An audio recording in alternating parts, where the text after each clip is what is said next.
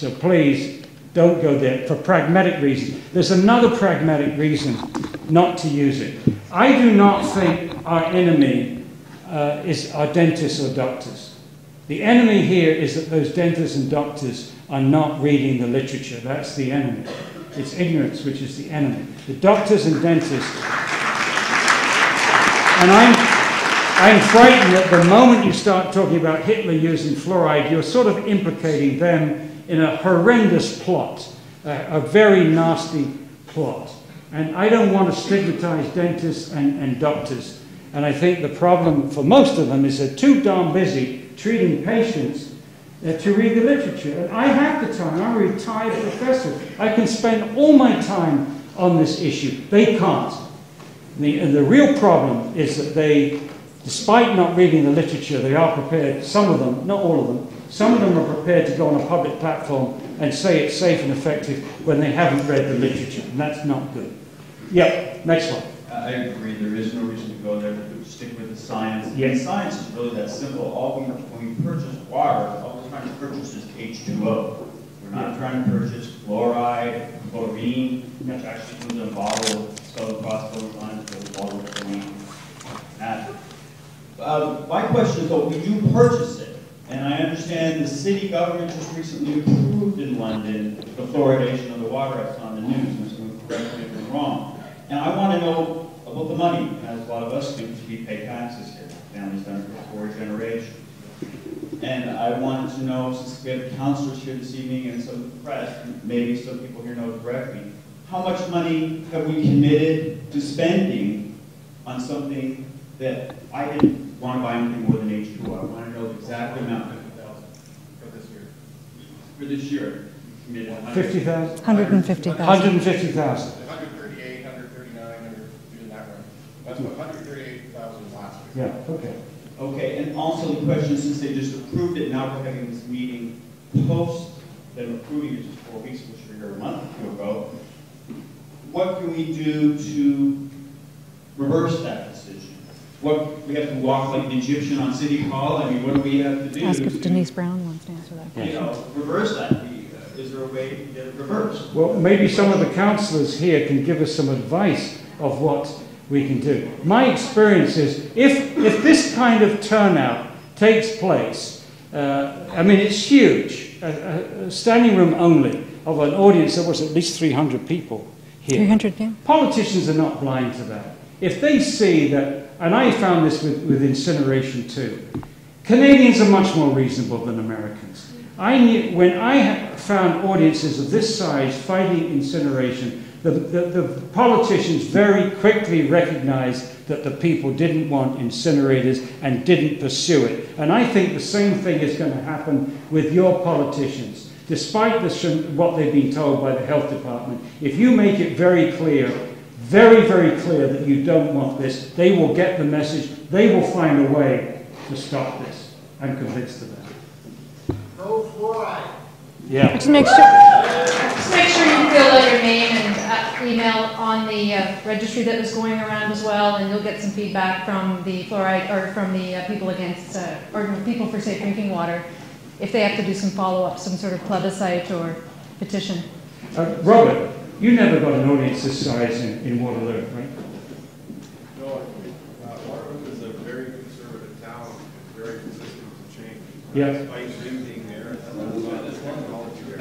Yeah. Okay. Get an audience. we have about 5 minutes left. Okay, Yeah. 5 minutes, very quickly. Sorry, I've been long-winded. Quickly. Hi, my name is Stefania, and I'm part of the Young Moms Group. And we had London Middlesex Health Unit coming to us and telling us that as we were pregnant and as we were having our children, they were telling us that we were not healthy people if we were not drinking 8 to 9 glasses of water a day. Right. Tap water, straight tap water. And she's telling us that our water is safe enough for us and our children. And even right now in my mom's group, you are told to give your child, right, from literally as soon as they are 6 months old, to give them either their infant formula, your breast milk, or straight water from the tap. Yeah. And they told me, I was telling my daughter, like, I don't give my daughter fluoridated water. And she told me there was not enough of fluoride in our water to do anything to my daughter, and I should be giving my 2-year-old daughter 3 little cups of water a day, Yeah. or she's not going to be healthy. Unfortunately, the people that give you this advice are just following advice that somebody else has given them, and they don't challenge it. So they need to do their homework. Please take this information and give it to them so they have it. Yes? Hi there. I am from Oxford County, which is next door, and we're 100% groundwater dependent in Oxford County, so it's different from London that gets its water from the surface water source out of the lake. But we are part of the Thames Valley District School Board, which I think is the second largest school board in all of Canada. Our average fluoride intake naturally is 2.0 parts per million, and we have had no luck convincing the Thames Valley District School Board to even send out a notification to the parents that this exceeds drinking water standards for fully grown adults, never mind children that are in critical phases of development. Do you have any suggestions for... Yeah, I definitely think your water board in particular must get that warning on the bill. And definitely in years to come, they're going to have to talk about removing the fluoride from your water. It's going to be expensive, but we're going to have to remove it. 2 parts per million is actually above the Canadian standard, which is 1.5 parts per million. So legally, they should remove it. I think the problem is that as the current legislation is written for the province of Ontario, if it's a naturally occurring problem like what we have, there's nothing that needs to be done. So legally, the Thames Valley District School Board says we don't have to do anything, which they are confusing with it's safe for consumption. Well, that may be the legal position, but it's absolute poppycock. The assumption that something's okay because it occurs naturally is lunacy. Arsenic occurs naturally, but we have Western states which are spending a fortune removing arsenic to get it down to the safe drinking water standard. So the same thing should apply with fluoride. You've got a drinking water standard of 1.5 parts per million, and if you've got over that, you should be required to remove it. So somebody needs to look at that law again. Next one.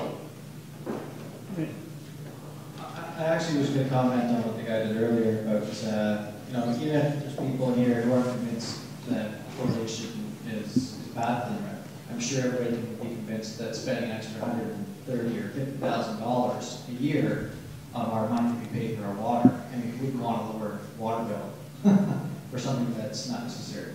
Something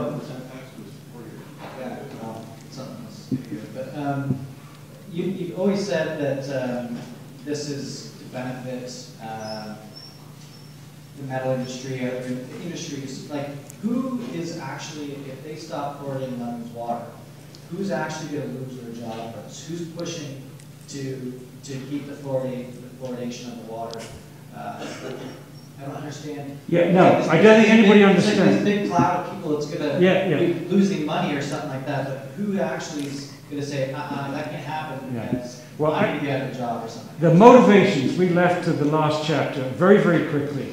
I think that some entities are worried about liabilities. I think the toothpaste manufacturers are worried about the liabilities. I think the dental associations that have promoted and put their seal of approval on dental products with fluoride in it, they're worried about liabilities. With the health departments, they're worried, the public health people are worried about credibility. Lose fluoridation, you lose credibility. Lose credibility, and you have to worry about other public health practices. That's, I think, what's motivating. Okay, but you mentioned also that there's these big containers now. It's toxic waste. It's toxic waste now because they can't get rid of it. Yep. Where is that coming from, and now who's having to pay to get rid of it? Yeah, it's the phosphate fertilizer industry. It's the fertilizer industry that's at stake to have to pay now to get rid of this waste? It is hazardous waste, no question about that. So if it's not used for drinking water, then they've got to find an industrial use for it, or they've got to contain it on site, or they've got to send it to a hazardous waste facility.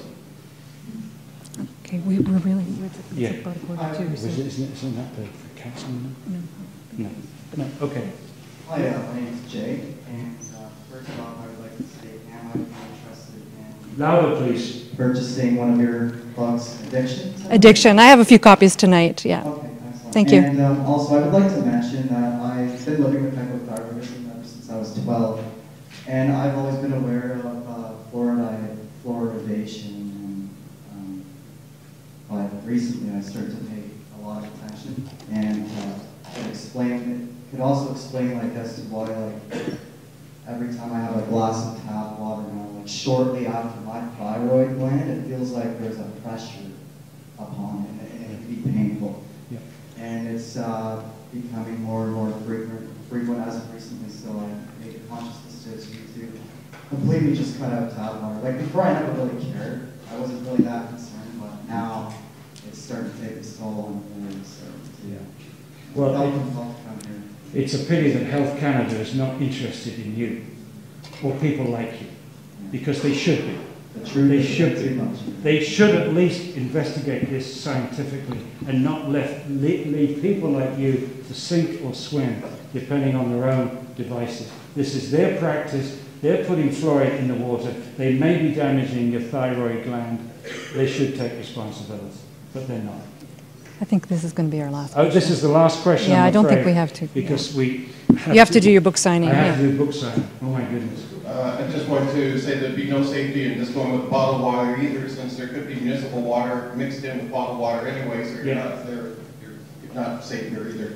But I know you're not a professional, someone involved in the health industry that way, but based on your knowledge, should London get swayed a lot by money issues? So should North America remove fluoridization right across the board?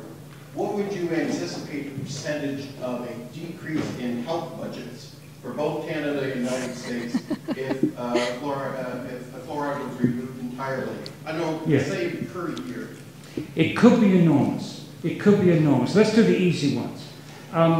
The symptoms of fluoride, arthritis, the amount of money that's spent on painkillers to treat arthritis, if that's exacerbated by fluoride, that's a huge money saver right there. Hypothyroidism. The second most prescribed drug in the United States is Synthroid, which is for hypothyroidism. Again, if fluoride is contributing to that and you stop fluoridation, then that would save a huge amount of money. But I think the big one is, because we took the eye off the prize in the 1940s by putting our money on fluoridation instead of education, and we gave out the message to parents, don't worry about reducing sugar consumption because you've got fluoride to protect your children's teeth. One of the outcomes of that is this outrageous increase in obesity. So if we could now couple the two things and say, let's take the money out of the fluoridation equipment, the fluoridation chemicals, the fluoridation promotion, the fluoridation studies, and put it into health clinics and education, not only to fight tooth decay, but to fight obesity. And by addressing this huge overconsumption of sugar, particularly high fructose syrup, all these things would have a huge payoff for us. It's waiting to happen. And that would be the best experiment to take. The best experiment is to stop fluoridation and see how many people get better. That would be a great experiment. Thank you, Paul. Thank you so much for your passion and commitment on this issue. And please remember to acknowledge your city councilors and educate your city councilors, and acknowledge the library as well. Thank them for letting us use this room. And Dr. Conant, if you could clear a path for him, he's got to get up to the top of the stairs there and do a book signing. So go, OJ, go. Okay. Thank you, everyone.